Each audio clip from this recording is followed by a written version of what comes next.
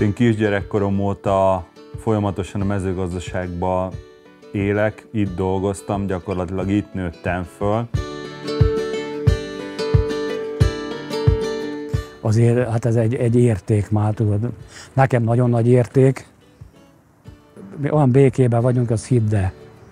Én nem ragaszkodom az irodához se, tudod, meg az, hogy most hatalmam legyen. Hát ez a jövő, figyelj, hát most kinek adja már? Tehát...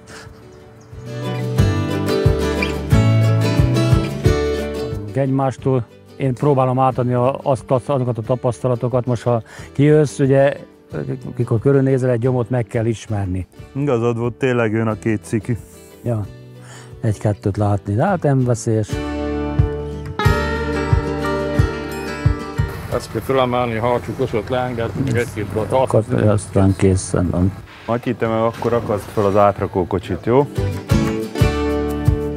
Ez a búza, ezt fogjuk most elvetni. Syngentának a fáládója, hála Istennek az idei évben is szép tiszta.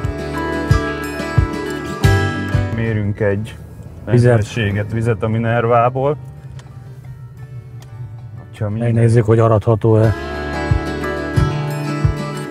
Na, nézzük. Jó, hát masszív csövek vannak, tehát szépen beérett. Asszály nem viselte meg. Szépen csörög. Valószínű, hogy lehet aratni, mert mindjárt a víztartalommérő megmutatja.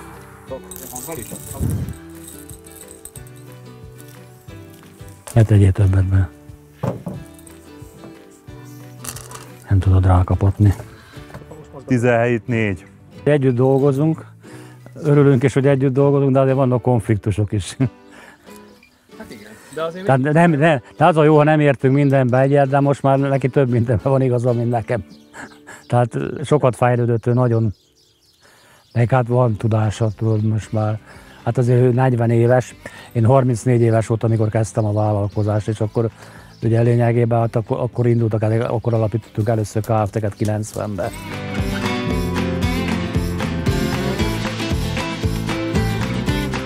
Én 11 évet töltöttem el a Kiténél, és sajnos édesapámnak egészségügyi bajai, betegségei voltak, kapott ő egy szívinfarktust, és akkor az élet ezt a döntést meghozta, és akkor nekem hirtelen kellett váltani. És akkor 2018-ban vettem át édesapámtól a Kft-nek a vezetését. Az irodavezető az a testvérem, a húgom.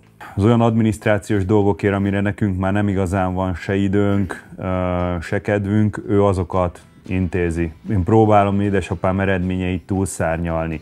És ugye erre a technológiai váltás, a precíziós gazdálkodás, hála Istennek, lehetőséget is biztosít. Alsóbogátpusztán születtem, tehát édesapám egy állami gazdaságban volt magtáros, tehát mindig kötöttem a mezőgazdasághoz. Hát tudtam, hogy az András, ő is teljesen ebben a mezőgazdaságban érezte jó magát, tehát imádta a gépeket.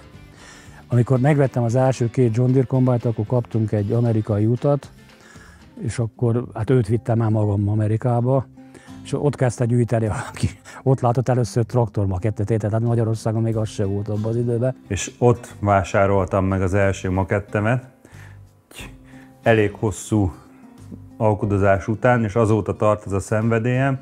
Itt a vitrinekben több mint 250 féle különböző mezőgazdasági gép, traktor, kombájn és munkagép makett található, és nincs kettő egyforma.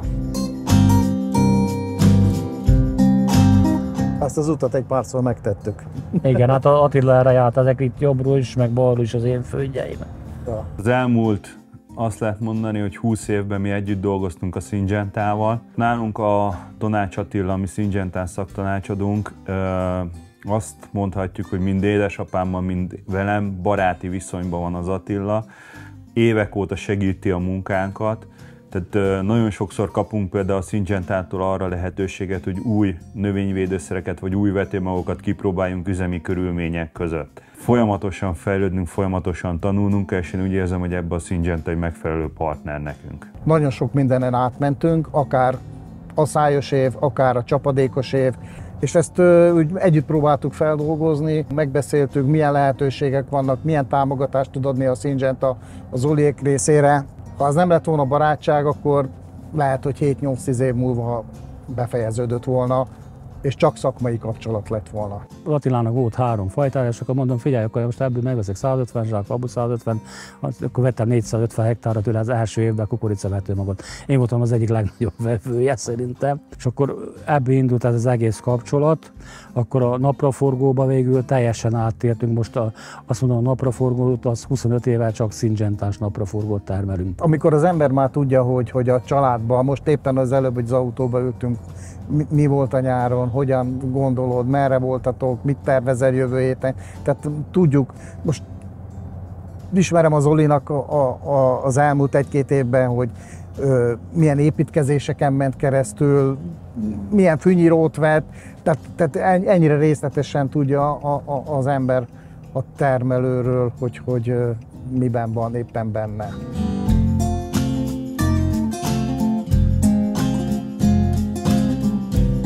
Akkor igazán szerencsés az ember, ha azt csinálhatja, amit szeret. Tehát mi szeretünk valamit létrehozni, szeretünk valamit megteremteni, és erre itt a mezőgazdaságban minden évben lehetőségünk nyílik.